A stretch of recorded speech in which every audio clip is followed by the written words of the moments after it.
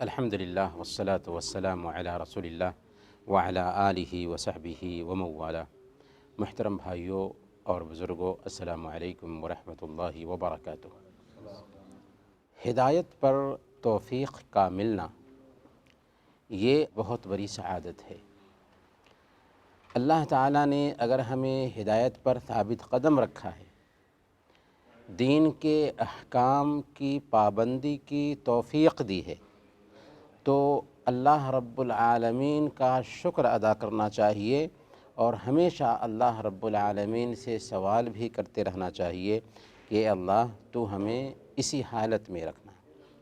سنن ترمذی کی روایت ہے، اللہ کے نبی صلی اللہ علیہ وسلم نے ایک دن صحابہ کرام سے خطاب کرتے ہوئے کہا تھا، اذا اراد اللہ بعبدہ خیرا استعملہ۔ اللہ تعالیٰ جب کسی بندے کے ساتھ بھلائی کا معاملہ کرنا چاہتا ہے تو اسے استعمال کر لیتا ہے۔ صحابہ کرام نیکیوں کے رسیا تھے، ان کو سمجھ میں نہیں آیا کہ اللہ تعالیٰ اگر کسی بندے کے ساتھ بھلائی کا معاملہ کرتا ہے تو اس کو استعمال کر لیتا ہے، اس کا کیا مفہوم ہوگا؟ تو صحابہ نے پوچھا کہ یا رسول اللہ کیسے استعمال کر لیتا ہے؟ آپ نے فرمایا، یوفقہ لعمل صالح ثم یقبض علیہ۔ اللہ تعالیٰ اس بندے کو نیک عمل کی توفیق دیتا ہے، پھر اسی حالت میں اس کی موت بھی ہوتی ہے، اس کی روح بھی قبض کرتا ہے۔ تو یہ بات نوٹ کیجئے کہ اگر اللہ رب العالمین ہم سے دین کا کوئی بھی کام لے رہا ہے، اگر ہم دین پر جمے ہوئے ہیں، دین کے کام کر رہے ہیں، تو یہ اپنی ذاتی محنت سے نہیں ہو رہا ہے، بلکہ اللہ رب العالمین نے ہمارے لیے خیر کا ارادہ کیا ہے، ہمارے لیے بھلائی کا ارادہ کیا ہے۔ یہاں تک کہ فجر کی نماز کے لیے جگ جانا، یہاں تک کہ اس مجلس میں حاضری، یہ سب کے سب رب کی توفیق کی بنیاد پر ہمیں یہ سعادت مل رہی ہے۔ اس لیے اس سعادت کو باقی رکھنا یہ بہت اہم چیز ہے، اور اس کے لیے ہمیں محنت کرنی چاہیے کہ ہم اس توفیق پر جو بھی ہم عمل کر لیتے ہیں دین کا، اس توفیق پر ہم قائم رہیں۔ اس کے لیے کیا کرنا چاہیے؟ سب سے پہلے نمبر پر 5 وقت کی نمازوں کی جماعت سے پابندی کرنی چاہیے۔ اللہ تعالیٰ فرماتا ہے، ان الصلاۃ تنہی عن الفحشاء والمنکر، نماز بے حیائی اور بری باتوں سے روکتی ہے۔ ایک آدمی کے بارے میں شکایت کی گئی کہ بندہ ہے کہ رات میں تو نماز پڑھتا ہے لیکن دن میں چوری کرتا ہے۔ اللہ کے نبی صلی اللہ علیہ وسلم نے بیان فرمایا کہ اس کی نماز اس کو چوری سے روک دے گی۔ تو نماز ایک انسان کو حقیقی معنوں میں بے حیائی اور بری باتوں سے روکتی ہے، ایک انسان کو دین پر ثابت قدم رکھتی ہے اور اس کے اندر انحراف آنے نہیں دیتی۔ اور نمازوں میں بھی فرائض کے ساتھ ساتھ سنتوں کی پابندی بھی ہے، نوافل کا اہتمام بھی ہے۔ فرائض پر ہم تب قائم رہ پاتے ہیں جبکہ ہم سنتوں کی پابندی کرتے ہیں، اور سنتوں کی پابندی بھی ہم تب کر پاتے ہیں جبکہ ہم نوافل کا بھی اہتمام کرتے ہیں۔ تو نوافل کا بھی اہتمام کرنا چاہیے، 12 رکعت جو سنتیں ہیں ان کی بھی پابندی کرنی چاہیے، اور اس کے ساتھ ساتھ سب سے پہلے نمبر پر فرائض کی پابندی کرنی چاہیے۔ اگر ایسا کریں گے تو ہمیں جو نیکی کی توفیق ملی ہوئی ہے اس پر ہم ثابت قدم رہ سکیں گے۔ دوسرے نمبر پر صبح اور شام کے اذکار و اوراد کا اہتمام کرنا چاہیے۔ یہ اذکار و اوراد عجیب طریقے سے ہمیں دین پر ثابت قدم رکھنے میں معاون بنتے ہیں، کیونکہ اللہ فرماتا ہے، وَمَن يَعْشُ عَنْ ذِكْرِ الرَّحْمَنِ نُقَيِّضْ لَهُ شَيْطَانًا فَهُوَ لَهُ قَرِينٌ۔ جو آدمی رحمان کی یاد سے اعراض کرتا ہے، ہم اس کے اوپر شیطان کو مسلط کر دیتے ہیں، وہ اس کا دوست بن جاتا ہے۔ تو اگر ہم رب کی یاد میں کوتاہی کریں گے تو شیطان ہمارے قریب ہو جاتا ہے، یہاں تک کہ وہ ہمیں نیکیوں سے دور کرنے لگ جاتا ہے۔ تو اس لیے صبح و شام کے اذکار و اوراد کی پابندی کرنی چاہیے، اور ہمیشہ اپنی زبان کو تر رکھنا چاہیے اذکار سے، سبحان اللہ، الحمدللہ، لا الہ الا اللہ، اللہ اکبر۔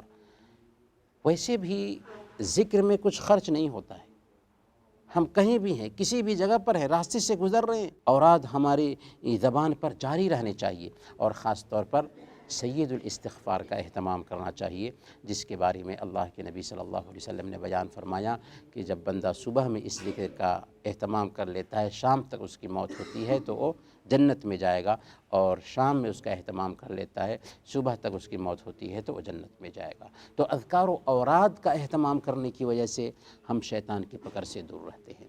تیسرے نمبر پر قرآن کریم کی تلاوت۔ قرآن کریم اللہ کی کتاب ہے، اور اس نے اجڑ اور گنوار قوموں کو دنیا کا امام بنا دیا تھا۔ کتاب ہدایت ہے، اور قیامت کے دن تک یہ اثر دکھاتی رہے گی۔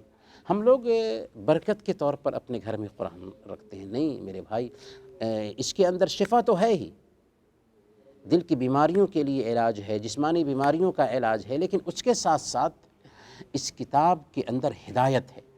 اگر کوئی آدمی سدھار چاہتا ہے تو قرآن کریم سے اپنا تعلق بنائے رکھے۔ ان ھذا القرآن یہدی للتی ہی اقوم، یہ کتاب سیدھے راستے کی ہدایت کرتی ہے۔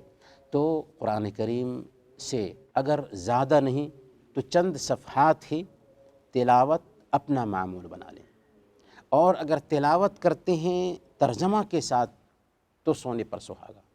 یہ ہماری زندگی میں آ جانا چاہیے کہ چند آیتیں ہی، چاہے دن کے کسی بھی حصے میں ہو، رات کے کسی بھی حصے میں ہو، 24 گھنٹہ میں ہم اپنا معمول بنا لیں کہ قرآن کریم کی تلاوت کریں گے۔ اگر ہم قرآن کریم کے ساتھ بیٹھتے ہیں نا، قرآن کریم کی کچھ آیتیں پڑھ لیتے ہیں، ان آیات پہ غور کر لیتے ہیں، تو کیا مجال کہ ہم جس نیکی سے جڑے ہوئے ہیں، جس نیکی کی توفیق ہمیں مل رہی ہے، اس سے دور ہو سکے۔ تو یہ بھی بہت بڑی سعادت کی بات ہے کہ ہم قرآن کریم سے کچھ حصہ ڈیلی تلاوت اپنا معمول بنا لیں۔ اسی طریقے سے دین کی توفیق اور نیکی کی توفیق ہمیں ملی رہے، اس کے لیے بہت بڑی بات یہ بھی ہے کہ ہم نیک صحبت اختیار کریں۔ اگر ہم اچھے لوگوں کے ساتھ رہتے ہیں نا تو ہم بھی اچھے بنتے ہیں۔ اگر ہماری سنگت اچھی نہیں رہتی، برے لوگوں کے ساتھ ہمارا اٹھنا بیٹھنا ہو جاتا ہے، تو ہم اچھے ہونے کے باوجود بھی برے ہونے لگتے ہیں۔ اللہ کے نبی صلی اللہ علیہ وسلم نے اس لیے بیان فرمایا، الرجل علی دین خلیلہ فلینظر احدکم من یخالل، ایک آدمی اپنے دوست کے طریقے پہ ہوتا ہے، اس لیے اسے غور کر کے دیکھنا چاہیے کہ کس کے ساتھ وہ اٹھتا بیٹھتا ہے، کس کے ساتھ اس کی دوستی ہے۔ اور اللہ کے نبی صلی اللہ علیہ وسلم نے اسی لیے نیک دوست کی مثال عطر فروش سے دی ہے، اور برے دوست کی مثال لوہار کی بھٹی سے دی ہے۔ عطر بیچنے والا کیا کرتا ہے؟ وہ یا تو عطر ہمیں دے دیتا ہے، یا اس سے ہم عطر خرید لیتے ہیں، یا کم سے کم اس کے پاس رہتے ہیں تو خوشبو ملتی ہے۔ لوہار کی بھٹی سے ہمیں کیا نقصان ہوتا ہے؟ وہاں پر ہم رہتے ہیں تو یا تو بھٹی سے آگ اڑے گی اور کپڑے جل جائیں گے، یا کم سے کم بدبودار بو ہی وہاں رہنے کی وجہ سے ملے گی۔ تو اس کا مطلب یہی ہوا کہ اچھی سنگت اختیار کریں گے تو اچھے بنیں گے، بری سنگت اختیار کریں گے تو برے بنیں گے۔ اسی لیے اچھی صحبت اختیار کرنی چاہیے، اور اچھی صحبت کی آئینہ دار یہ بھی ہے کہ ہم ایسی مجلس میں بیٹھیں۔ یعنی نماز کی توفیق سب کو ملی، لیکن اس مجلس میں بیٹھنے کی توفیق سب کو نہیں ملی ہے، تو یہ بھی سعادت کی بات ہے۔ اور ایک اہم کام یہ بھی ہے کہ ہم اللہ رب العالمین سے دعا کرتے رہیں کہ اے اللہ، تو نے ہمیں دین پر جمائے رکھا ہے، ہدایت پر گامزن رکھا ہے، دین کے کام کی تو نے توفیق دی ہے، تو اس پر ہمیں جمائے رکھنا۔ اللہ کے نبی صلی اللہ علیہ وسلم کی دعا ہوتی تھی، اللہم یا مقلب القلوب ثبت قلبی علی دینک، اے اللہ دلوں کو پھیرنے والے، میرے دل کو اپنے دین پر جمائے رکھنا۔ ہمیشہ یہ دعا کرتے تھے، ہمیشہ یہ دعا کرتے تھے۔ ام سلمہ رضی اللہ تعالیٰ عنہ ایک دن پوچھ دیتے ہیں کہ یا رسول اللہ، آپ اس کثرت سے یہ دعا کرتے ہیں، کیا وجہ ہے؟ آپ نے فرمایا، یا ام سلمہ انہ لیس آدمی الا وقلبہ بین اصبعین من اصابع الرحمن فمن شاء قام ومن شاء ازاغ۔ دیکھو ام سلمہ کے انسان کے دل اللہ کی دو انگلیوں کے بیچ ہے، جس کے دل کو چاہتا ہے ٹھیک رکھتا ہے اور جس کے دل کو چاہتا ہے پھیر دیتا ہے۔ تو ہم اللہ تعالیٰ سے توفیق کا سوال کریں گے یا نہیں کریں گے؟ اسی لیے اللہ تعالیٰ سے توفیق کا سوال کرتے رہنا چاہیے کہ اے اللہ تو نے ہمیں دین کے کام کی توفیق دی ہے تو اس پر قائم رکھنا۔ اور ایک آخری اور اہم نقطہ یہ ہے کہ دین کا نالج حاصل کرنے کی بھی کوشش کرنی چاہیے۔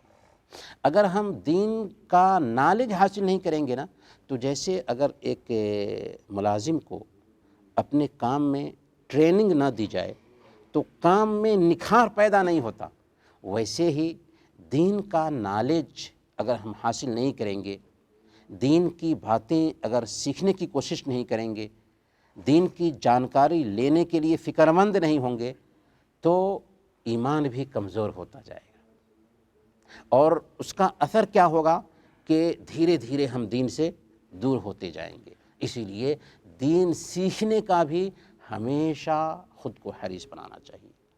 یہ وہ کام ہیں کہ اگر ہم ان کاموں کو اپنی زندگی میں اتارتے ہیں تو دین کی جو توفیق ملی ہوئی ہے اس توفیق میں اللہ رب العالمین کی مدد حاصل ہوگی۔ اللہ تعالیٰ سے دعا ہے کہ اللہ تعالیٰ ہم سب کو دین پر ثابت قدم رکھے۔ آمین۔ وصلی اللہ علی نبینا محمد وعلی آلہ وصحبہ اجمعین۔